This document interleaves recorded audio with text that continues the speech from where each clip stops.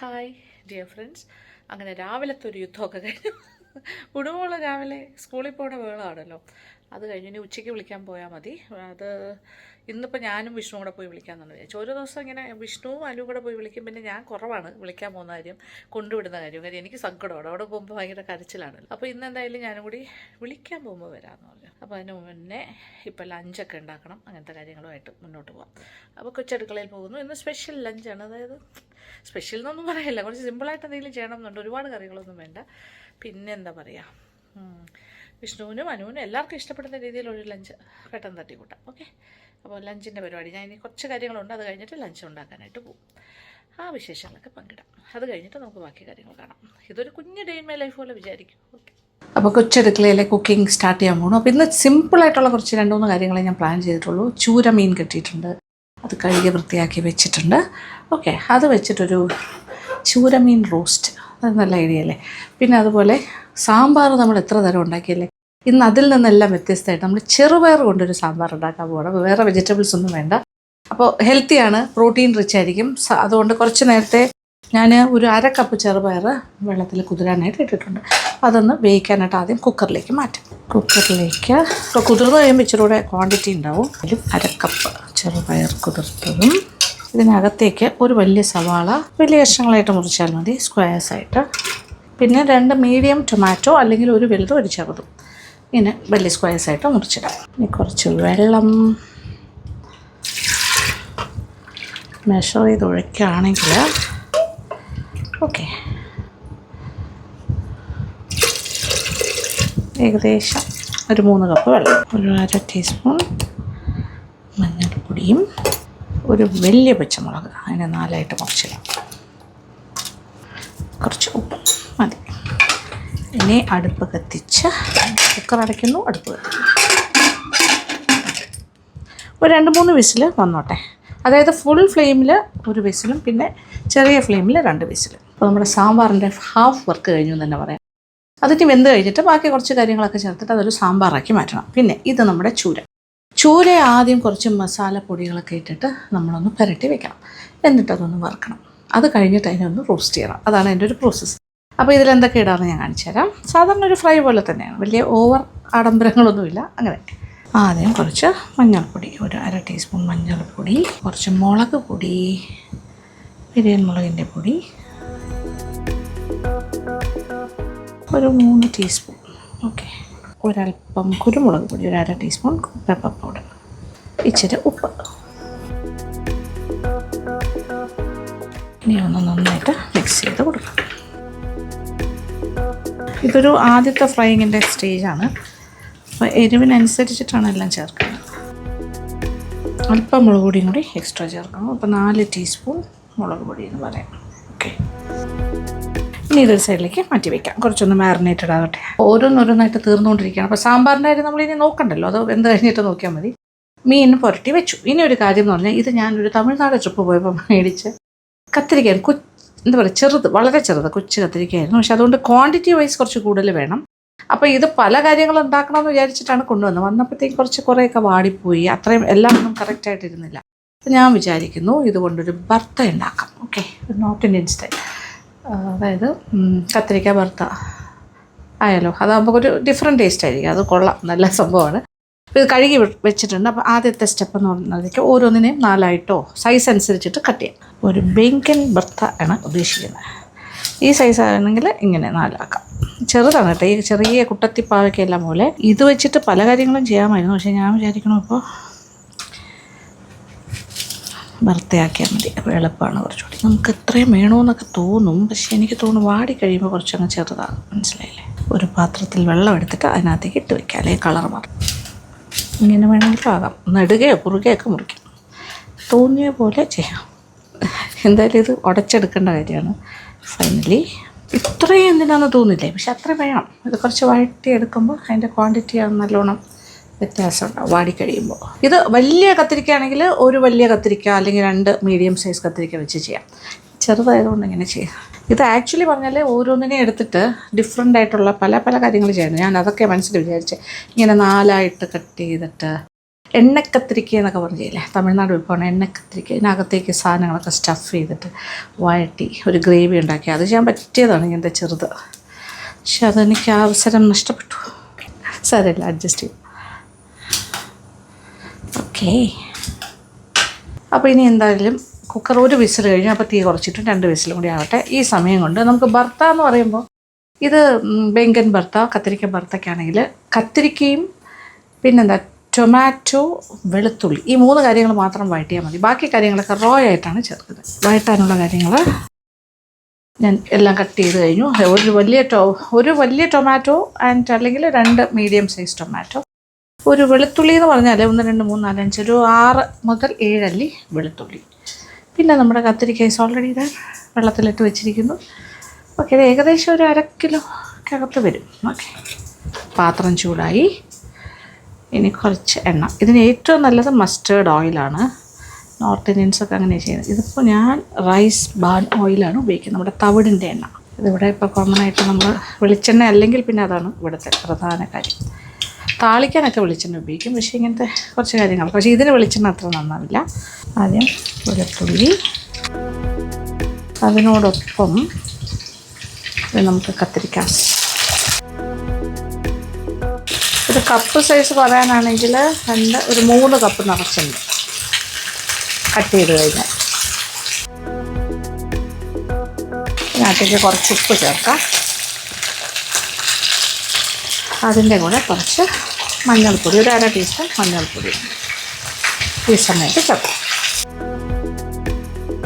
അപ്പോൾ നന്നായിട്ട് വാടി വരട്ടെ. അത് വരെയൊന്ന് വഴറ്റാം. ഇൻ ബിറ്റ്വീൻ നമുക്ക് ടൊമാറ്റോയും കൂടി ചേർത്ത് കൊടുക്കാം. സെപ്പറേറ്റ് ആയിട്ട് വേണമെങ്കിലും വഴറ്റാം. ഓരോന്നായിട്ട് ഇങ്ങനെ വഴറ്റി മാറ്റാം. വെളുത്തുള്ളി ആദ്യം, പിന്നെ കത്തിരിക്ക, പിന്നെ ടൊമാറ്റോ, അങ്ങനെ വേണമെങ്കിലും ചെയ്യാം. കുറച്ച് മൊരിഞ്ഞു തുടങ്ങുന്നു, വാടി വരുന്നു. കുറച്ചുകൂടി വേകണം. നമുക്ക് കൈ കൊണ്ട് ഉടയ്ക്കാനുള്ള അത്രയും വേകണം. ഇനി ഇതിലേക്ക് ടൊമാറ്റോയും കൂടി ചേർക്കാം. ടൊമാറ്റോയും കൂടി കിടന്ന് വാടട്ടെ ഒന്നിച്ച്. ഇതിപ്പോൾ ഞാൻ എളുപ്പപ്പണി ചെയ്തതാണ്, മറ്റേ ഓരോന്നായിട്ട് ചെയ്യുന്നതാണ് കുറച്ചുകൂടെ. ഇനി ഇത് ഇടയ്ക്കിടയ്ക്ക് ഇങ്ങനെ തിരിച്ച് മറിച്ചിട്ട് കൊടുക്കാം. അപ്പോൾ എല്ലാം ശരിയാകും. അല്ലെങ്കിൽ അല്പസമയം അടച്ച് വെച്ചാലും മതി. ഇൻ ബിറ്റ്വീൻ കത്തിരിക്ക ടൊമാറ്റോ ഏകദേശമൊക്കെ ആയിക്കഴിഞ്ഞു. ഇനി തീ ഓഫ് ചെയ്തിടാം. അത് കഴിഞ്ഞ് അല്പം ഒന്ന് തണുക്കണമല്ലോ. തണുത്ത് കഴിഞ്ഞിട്ടേ കൈ കൊണ്ട് ഉടയ്ക്കാൻ പറ്റുള്ളൂ. ഓക്കെ, തീ ഓഫ് ചെയ്യുന്നു. ഇത് വഴഞ്ഞ ഭാഗമായിട്ടുണ്ട്, കുഴപ്പമില്ല. കുക്കറിനെ ഞാൻ അടുപ്പിൽ നിന്ന് മാറ്റി ഒന്ന് ബസിൻ്റെ ആ ഒരു എന്താ പറയുക ആവിയൊക്കെ ഒന്ന് പോകാൻ വെച്ചിരിക്കുകയാണ്. അപ്പോൾ ഈ അടുപ്പ് ഒഴിഞ്ഞു. ഈ സമയത്ത് നമുക്ക് മീൻ വറുത്ത് തുടങ്ങാം. കത്തിരിക്ക സ്റ്റിൽ ഗോയിങ് ഓൺ, അതൊരു സൈഡിൽ നടക്കുന്നത്. ഇനി കുറച്ച് വെളിച്ചെണ്ണയിൽ തന്നെ വറുത്തെടുക്കാം. നല്ല ശുദ്ധമായ വെളിച്ചെണ്ണയിൽ തന്നെ മീൻ വറുക്കാം. യെസ്, ഇതിനകത്തേക്ക് മസാല പുരട്ടി വെച്ചിരിക്കുന്ന ചൂരയുടെ കഷ്ണം.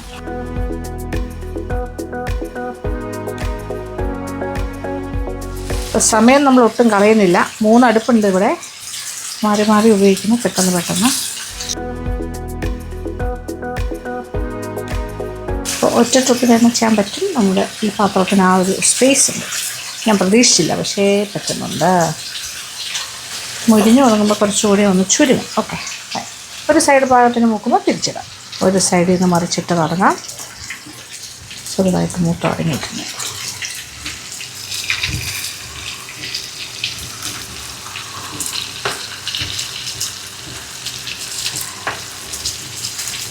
ഇതെല്ലാം പെട്ടെന്ന് വേകുന്ന മീനാണ് കേട്ടോ. അകത്തൊക്കെ പെട്ടെന്ന് വേകും.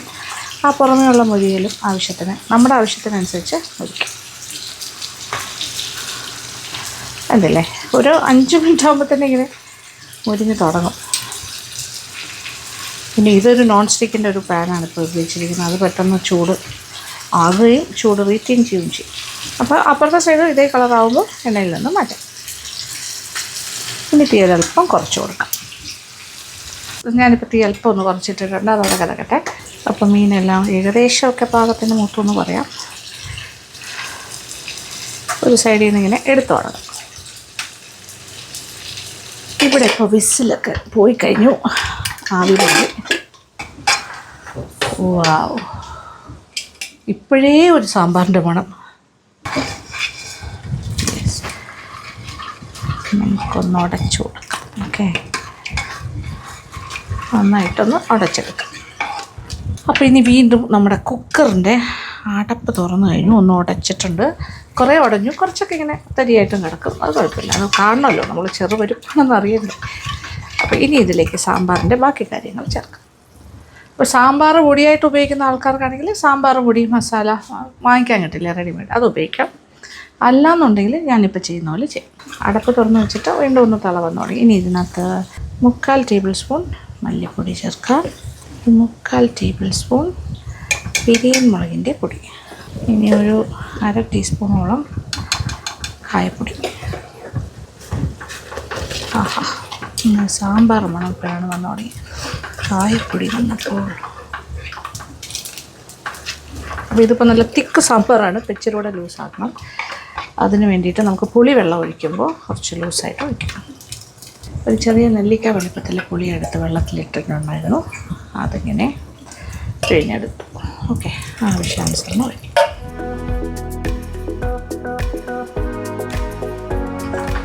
പുളി ആവശ്യത്തിനായി കഴിഞ്ഞു, കുറച്ച് വെള്ളം കൂടി ഒഴിച്ചു കൊടുക്കാം. ഇനി കുറച്ച് ചൂടുവെള്ളം. ഓക്കെ, അതായത് നമുക്ക് എത്ര വേണം അതനുസരിച്ചാണ്. ഏകദേശം 1/4 കപ്പ് ഒഴിക്കാം. ഇനി നന്നായിട്ട് തിളക്കട്ടെ. സാമ്പാറിൻ്റെ കൺസിസ്റ്റൻസി ഭയങ്കര തിക്കായിരുന്നു, ഞാനിപ്പോൾ കുറച്ചുകൂടി ഒന്ന് ലൂസാക്കി. ഇനി ഇച്ചിരി ഉപ്പും കൂടി വേണ്ടി വരും, ഉപ്പും കൂടി ചേർക്കാം. അപ്പോൾ ഒരു ബാലൻസിങ്ങിനാണ് നമ്മളീ ശർക്കര ഒരു ചെറിയ ടീസ്പൂൺ ചേർക്കുന്നത്. അതായത് പുളിയുണ്ട്, എരിവുണ്ട്, ഒരല്പം അതിൻ്റെ ഒന്ന് ബ്രേക്ക് ചെയ്യാനായിട്ടാണ് ഇച്ചിരി മധുരം. അത് 1/2 മുതൽ 1 ടീസ്പൂൺ വരെയാണ്. തിളക്കട്ടെ.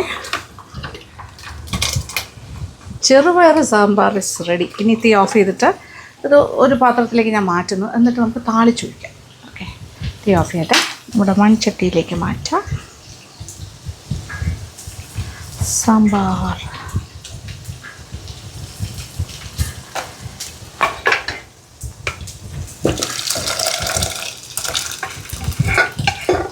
ഇനി താളിച്ചൊഴിക്കും. ഒരു താളിക്കൽ, കുറച്ച് വെളിച്ചെണ്ണ, സാമ്പാർ താളിക്കലാണ്. ഓക്കെ, എണ്ണ ചൂടായി. ഇനി ഒരു ചെറിയ ടീസ്പൂൺ കടുക് നന്നായിട്ടൊന്ന് പൊട്ടട്ടെ. അതിലേക്ക്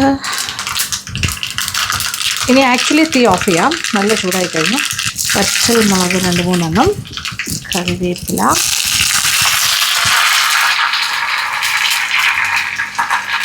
ഇനി അതിനോടൊപ്പം ഇച്ചിരി കൂടെ കായപ്പൊടി, ഒരു മണം കൂടുതൽ കിട്ടാനായിട്ട് ഒരു 1/4 ടീസ്പൂൺ കായപ്പൊടി ചേർക്കാം. അതുപോലെ ഒരു 1/2 ടീസ്പൂൺ മുളക് പൊടി, കളർ ഇങ്ങനെ ഫ്ലൂട്ട് ചെയ്യുന്നതിന് ഇത്രയും ചെയ്താൽ മതി. യെസ്, ഇനി നേരെ സാമ്പാറിൻ്റെ മുകളിലേക്ക് ഒഴിക്കും.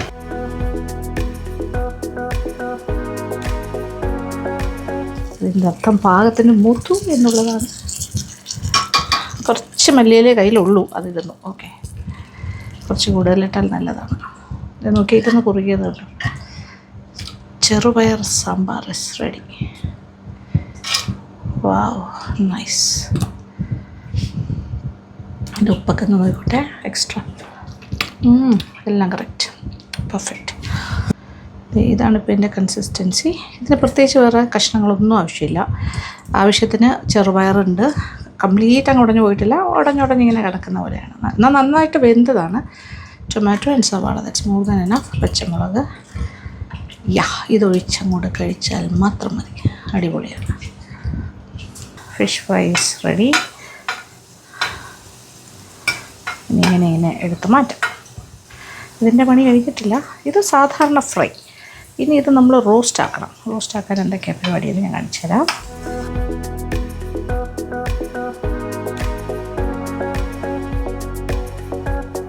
½ kg ആണ് കേട്ടോ ടോട്ടൽ വെയിറ്റ്. 1/2 കിലോ ചൂര, നല്ല ഫ്രഷ് ചൂരയായിരുന്നു. ചൂര ഇഷ്ടപ്പെടുന്നവർക്ക് ഇത് ഭയങ്കര ഇഷ്ടമാണ്. ചൂര ലവേഴ്സ്, ഇവിടെ അനിക്കുട്ടിക്ക് ഭയങ്കര ഇഷ്ടമാണ് ചൂര.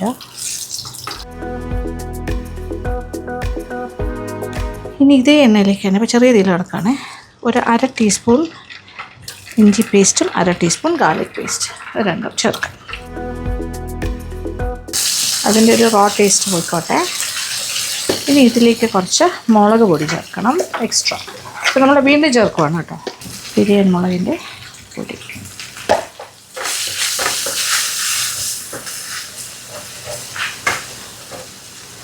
2 ടീസ്പൂൺ ചേർത്തു. ഇനി ഒരു 1/2 ടീസ്പൂൺ മല്ലിപ്പൊടി, അത്ര മതി ഏതിന് വേണ്ടി.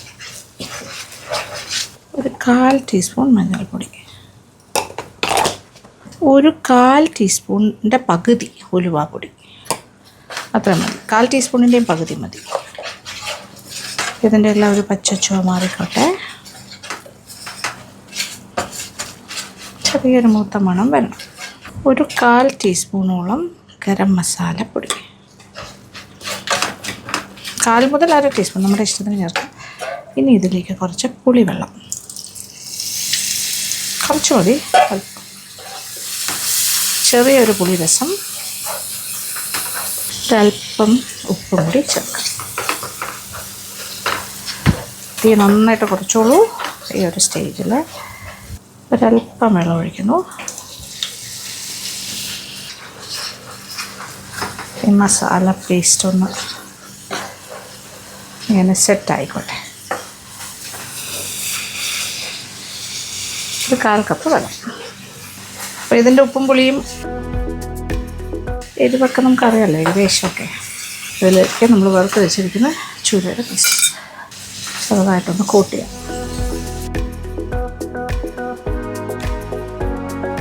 ഒരു ഡബിൾ കോട്ടിങ് ആയില്ലേ, നോക്കിക്കോളും. അപ്പോൾ ഇങ്ങനെ മസാലയിൽ പൊതിഞ്ഞിരിക്കുന്ന ഭാഗം. ഇനി ഇതിൽ നിന്നും മാറ്റാം. ഇത്ര മതി. നല്ലൊരു കോട്ടിങ് കിട്ടിയല്ലോ. തീ ഓഫ് ചെയ്തിട്ട് നേരത്തെ എടുത്ത് വെച്ചിരുന്ന ആ പ്ലേറ്റിലേക്ക് തന്നെ മാറ്റുന്നു. ഇതൊരു റോസ്റ്റായിട്ട് മാറിക്കൊണ്ടിരിക്കുന്നു. ഡബിൾ മസാല. ഞാൻ ഒരു വലിയ സവാള ഇങ്ങനെ നമ്മൾ സാധാരണ അരിയുന്ന പോലെ ചെറുതായിട്ട് അരിയാം. ഇത് നമ്മുടെ ഭർത്തയ്ക്ക് വേണ്ടിയിട്ടാണ്. ഭർത്തയിലേക്ക് സവാള റോ ആയിട്ടാണ് ഇടുന്നത്, വഴറ്റില്ല, പച്ചയ്ക്ക് തന്നെ ഇടുന്നതാണ് അതിൻ്റെ ഒരു ടേസ്റ്റ്. അപ്പോൾ ഭർത്തയിലേക്ക് നമ്മൾ 2-3 കാര്യങ്ങൾ വഴറ്റിയല്ലേ വെച്ചാൽ. അപ്പോൾ ഇനി റോ ആയിട്ട് ഇടേണ്ട കാര്യം എന്ന് വെച്ചാൽ സവാള, പച്ചമുളക്, ഇത് 2 കാര്യങ്ങളും ചെറുതായിട്ട് അരിഞ്ഞിട്ട് ചേർക്കാം. അപ്പോൾ അതും കൂടി ഒന്ന് അരിഞ്ഞെടുക്കട്ടെ. അതൊരു പ്രത്യേക സ്വാദാണ്. അതായത് ഇങ്ങനെ കഴിക്കുമ്പോൾ നമ്മുടെ ഇങ്ങനെ റോ ആയിട്ടുള്ള എന്താ പറയുക സവാളയൊക്കെ കടിക്കാൻ കിട്ടുമ്പോൾ അതൊരു പ്രത്യേക ടേസ്റ്റാണ്. ഒരു പച്ചമുളക് 2 എണ്ണം, ഇച്ചിരി വലിയ പച്ചമുളകാണ്, അതുകൊണ്ട് അത്രയും വേണ്ട, 1 എണ്ണം മതി.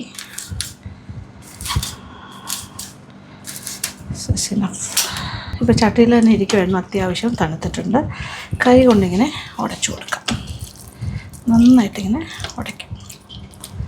കാണുന്നുണ്ടല്ലോ ടൊമാറ്റോയും കത്തിരിക്കയുടെ പീസസും. ഒരു ചെറു ചൂടുള്ളത് നല്ലതാണ്. ആക്ച്വലി വലിയ കത്തിരിക്കയിൽ ചെയ്യുന്നതാണ് ഏറ്റവും ഈസി ആൻഡ് അത് കുറേ കൂടി സോഫ്റ്റ് ആയിരിക്കും. കാണുന്നുണ്ടല്ലോ, ഒരു കുഴമ്പ് പോലെ ആക്കി എടുക്കണം. ആ ടൊമാറ്റോയുടെ ഒരു പുളിയെല്ലാം ഇതിനകത്തേക്ക് ഇറങ്ങണം.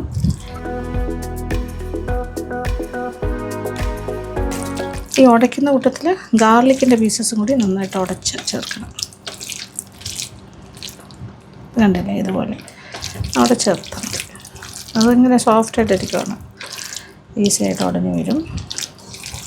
അപ്പോൾ ഇതിനകത്തേക്കാണ് നമ്മൾ അരിഞ്ഞു വെച്ചിരിക്കുന്ന റോ ആയിട്ടുള്ള 2 കാര്യങ്ങൾ, ഇതായത് പച്ചമുളകും സവാളയും.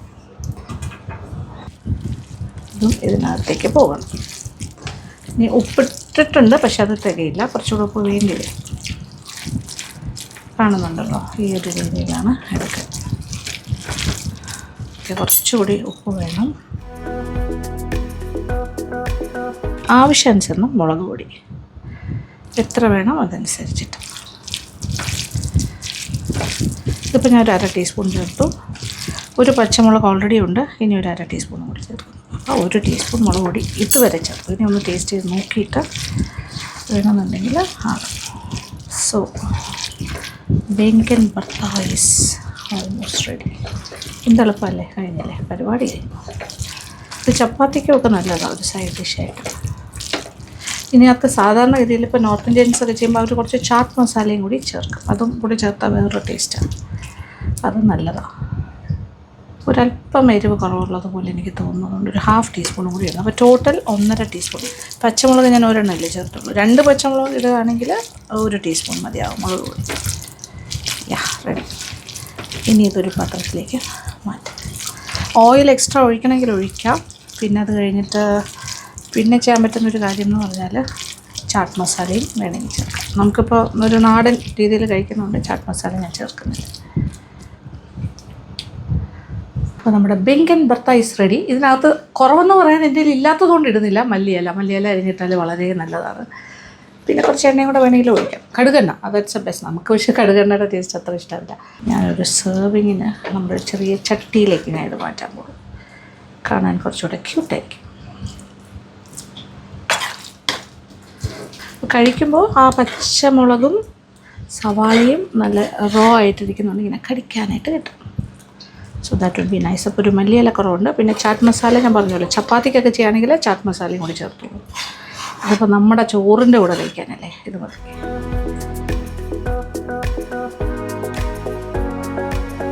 നമ്മുടെ ചൂര റോസ്റ്റിൻ്റെ ഫൈനൽ പാർട്ടാണിത്. കുറച്ച് സവാള അരിയണം, കുറച്ച് കാര്യങ്ങൾ ചേർത്തിട്ട് വഴറ്റിയിട്ട് ഒരു ഫൈനലായിട്ടൊരു ഫിനിഷിങ് കൊടുക്കണം. അതിനായിട്ട് ഒരു വലിയ സവാള വരുന്നത് അതിങ്ങനെ ഫൈനലി ചോപ്പായിട്ട് മുറിക്കും. ഓക്കേ,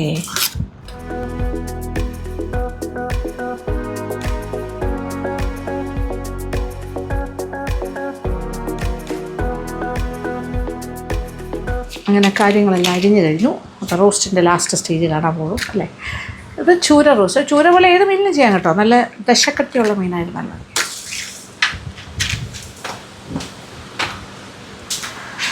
ഓക്കെ, നല്ല വെളിച്ചെണ്ണയിലാണ് വറുത്തിരിക്കുന്നത്. അപ്പോൾ എല്ലാ കാര്യങ്ങളും നമ്മൾ വെളിച്ചെണ്ണയിൽ തന്നെ ചെയ്യാം. അപ്പോൾ ഇതൊരു ഡബിൾ ഫ്രൈ കഴിഞ്ഞു. ഇത് ഫസ്റ്റ് ഇങ്ങനെ പല രീതിയിൽ ചെയ്യുമ്പോൾ അതിന് ടേസ്റ്റ് അതിനനുസരിച്ച് കൂടും കേട്ടോ. ഇതൊരു കാര്യം മാത്രം മതി നമുക്ക് ചോറുണ്ട്.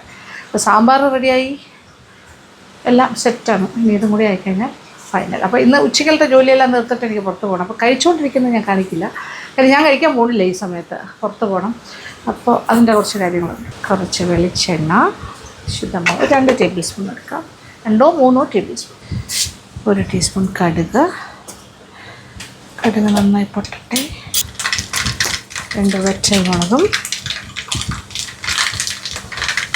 പിന്നെ ഇതിലേക്ക് വെളുത്തുള്ളി. ഇതൊരു 1.5 ടേബിൾ സ്പൂണോളം വെളുത്തുള്ളി. ചെറിയ വെളുത്തുള്ളിയാണ്, ചിലതൊന്നും ഞാൻ മുറിച്ചിട്ടില്ല, അതുപോലെ തന്നെ ഇട്ടിരിക്കുവാണ്. കുറച്ച് വലുതായിട്ടുള്ളത് 2-3 നീളത്തിൽ മുറിച്ചിട്ടു. പിന്നെ ഇഞ്ചി, ഇത് ഒരു 1.5 ടേബിൾ സ്പൂൺ, അതും നീളത്തിൽ തന്നെ.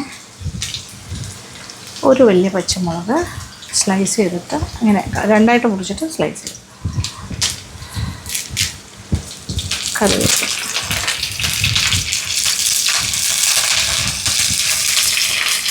എല്ലാം കൂടി ഒന്ന് വഴറ്റി. ഇതിൻ്റെ നല്ല മണം.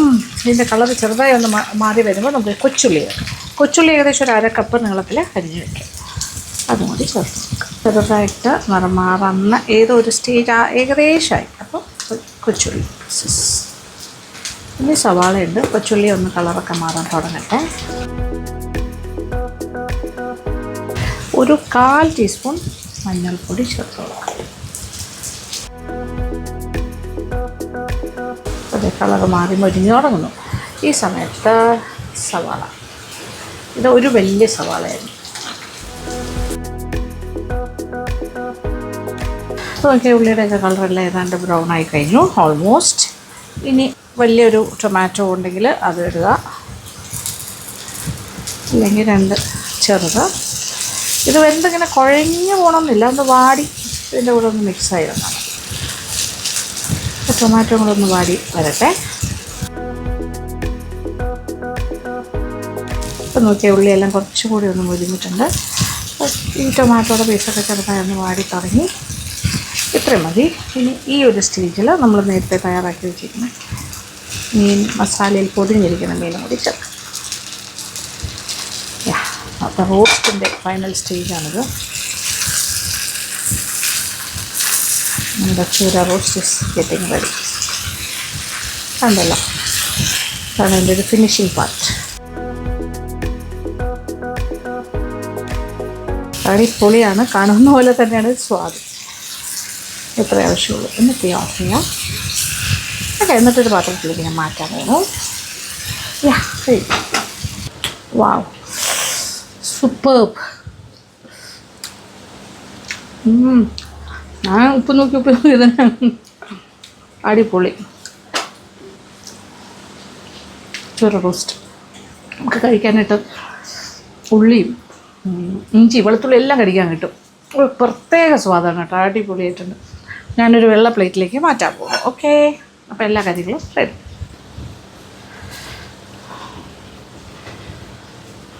ചിക്കൻ മസാല കഴിക്കുന്ന പോലെയൊക്കെ ഉണ്ടാവും, അല്ലെങ്കിൽ ചിക്കൻ ബരട്ട് പോലെയോ എന്നൊക്കെ പറയാം. ഒരു പക്ഷേ മീൻ ഇഷ്ടമില്ലാത്തവർ പോലും കഴിച്ചു പോകും. ഇതിപ്പോൾ ഞാൻ നമ്മുടെ റൈസിനുണ്ടാക്കി അത്യാവശ്യം ചപ്പാത്തിയോ അല്ലെങ്കിൽ അങ്ങനത്തെ കാര്യങ്ങളുടെ കൂടെയൊക്കെ കഴിക്കാൻ പറ്റും. ആവശ്യത്തിന് സ്പൈസിയാണ്, തീരെ സ്പൈസി കുറവല്ല.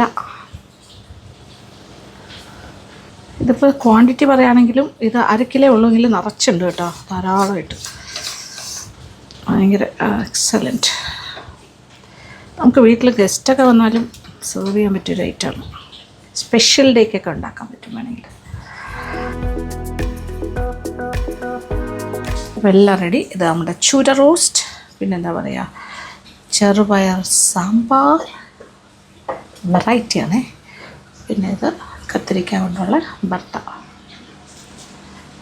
അപ്പോൾ കറികളും ചോറും എല്ലാം ആയിക്കഴിഞ്ഞു. ഇനി ഇതുകൊണ്ട് നമ്മൾ ഊണുമുറിയിലേക്ക് വെക്കുന്നു, ഭക്ഷണം കഴിക്കുന്നു. അപ്പോൾ ലഞ്ചിൻ്റെ പരിപാടി എല്ലാം കഴിഞ്ഞു. പെട്ടെന്ന് തന്നെ എല്ലാ കറിയും ഇത് ഒരു മണിക്കൂറൊക്കെ മതിയാവും ഇത്രയൊക്കെ ചെയ്ത് തീർക്കാനായിട്ട്, ധാരാളം മതി. പിന്നെ ഇവിടെ കുറച്ച് ചിക്കൻ്റെ കാര്യങ്ങളൊക്കെ ഇരിക്കുന്നുണ്ട്. അപ്പോൾ വിഷുവിന് സാമ്പാർ ഒരു ഭയങ്കര വീക്ക്നെസ് ആണെന്ന് അറിയാമല്ലോ, അപ്പം ഒരു വെറൈറ്റി സാമ്പാർ ആയിക്കോട്ടെ വിചാരിച്ചു. പിന്നെ ചൂരമീൻ അനുവിന് ഭയങ്കര ഇഷ്ടമാണ്. അങ്ങനെ ഒരു കോമ്പിനേഷനിലാണ് ചെയ്തിരിക്കുന്നത്. അപ്പോൾ ഇന്നിപ്പോൾ സമാധാനമായിട്ട് ചെയ്ത പുടുക്കുട്ടി ഇവിടെ ഇല്ല, സ്കൂളിൽ പോയിരിക്കുന്നു.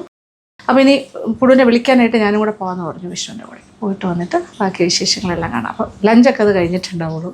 ഓക്കെ, അപ്പോൾ ഇഷ്ടപ്പെട്ടു എന്ന് വിചാരിക്കട്ടെ. അപ്പോൾ ഉണ്ടാക്കി നോക്കണം, മറക്കണ്ട കേട്ടോ. അപ്പോൾ ബാക്കി കാര്യങ്ങളൊക്കെ പുടുവായിട്ട്.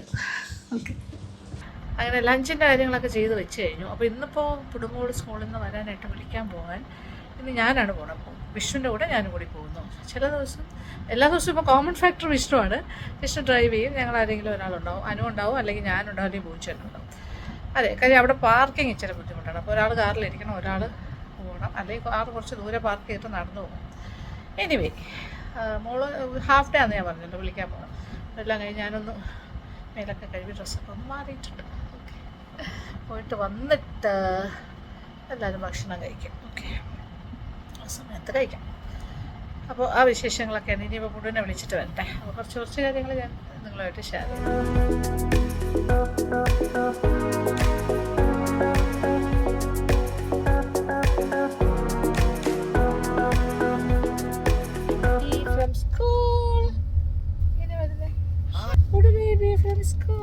സ്കൂളിൽ നിന്ന് വന്ന കുട്ടി എവിടെ? സ്കൂൾ ബാഗൊക്കെ ആയിട്ട് പോയിട്ട്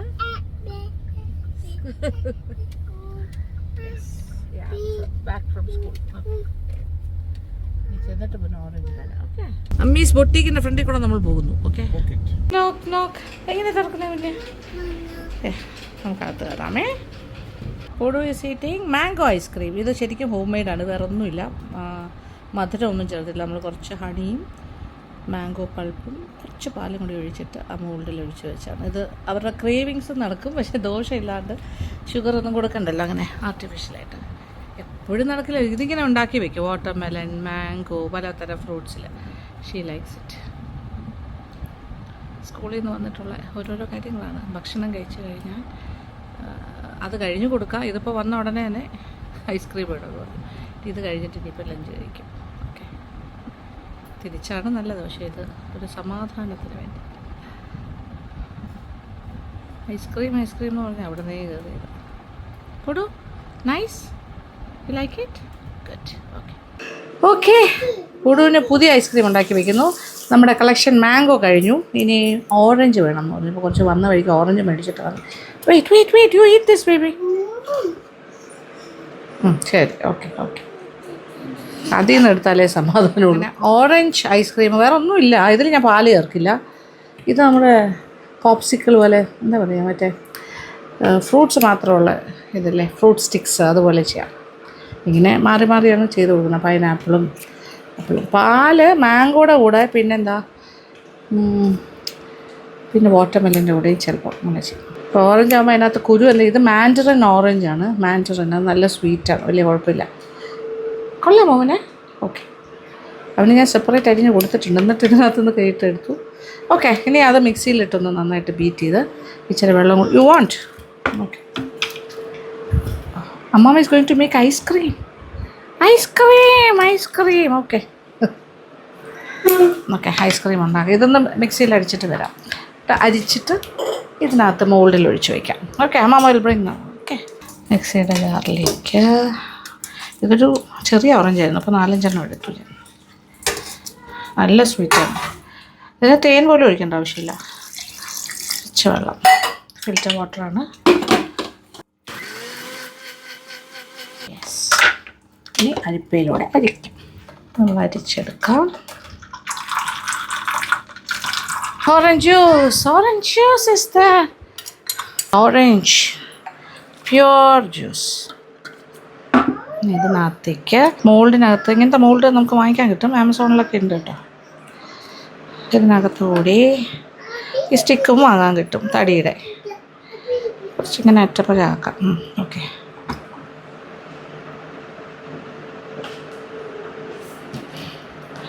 ആദ്യം സ്റ്റിക്ക് വെച്ചിട്ട് ജ്യൂസ് ഒഴിക്കുന്നതാണ് നല്ലത്. ഇത് 4 എണ്ണമുള്ള മോൾഡാണ്. യെസ് മോളെ, നോക്കിക്കൊണ്ടിരിക്കുമല്ലേ കുഞ്ഞ്. അമ്മാമ്മ എന്താ ചെയ്യുന്നതെന്ന് സി. അമ്മാമ്മ ഈസ് മേക്കിംഗ് ഐസ്ക്രീം. അവൻ്റെ കണ്ണിൽ ഇതെല്ലാം ഐസ്ക്രീമാണ്. ഇങ്ങനെ ഓരോ മോൾഡിലും വാവ് ഇവിടെ കണ്ടുകൊണ്ടിരിക്കുവാണ്. ഓ യെസ്, നോക്ക് പിന്നെ. ദിസ് ഇസ് ഹൗ അമ്മാമ്മ മേക്സ് ഐസ്ക്രീം. ഇതുപോലെ ഒരു 4 മോൾഡിലും കൂടെ പറ്റുമെന്ന് എനിക്ക് തോന്നുന്നു. ഇതന്നെ ഫ്രീസറിലേക്ക് വെക്കുന്നു. അപ്പോൾ ഇപ്പോൾ ബാക്കിയുള്ളത് ഞാൻ ഇതിനകത്ത് ഒഴിക്കാൻ പോകുന്നു. കിട്ടുന്ന ഇതിപ്പോൾ ഇതുണ്ട് ഇവിടെ.